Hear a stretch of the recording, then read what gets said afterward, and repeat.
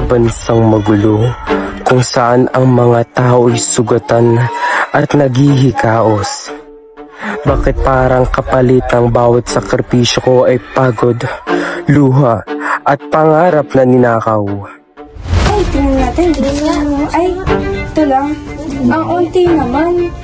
Naknam, parang mas mababa pa daw kasi nung nakaraang buwan ah. Diyos ko, parang niloloko na naman tayo. Ilang buwan natin pinaghirapan yan tapos ganyan lang? Hindi ito maaari. Kailangan natin gumawa ng aksyon.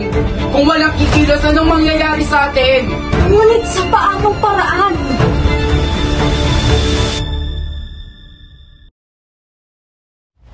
Auditor! Presyo ibaba! Auditor! Presyo ibaba! Auditor! Presyo ibaba! Auditor! Presyo ibaba! Sir, baka pwede niyo naman po itong dagdagan. Parang awa naman. Hindi ba't nangako kayo sa akin? Pinagsasabi mo na nga ako. Nananaginip ka ba? Tama lang yan, mga manggagawa. Hanggang dyan lang nalagay nyo.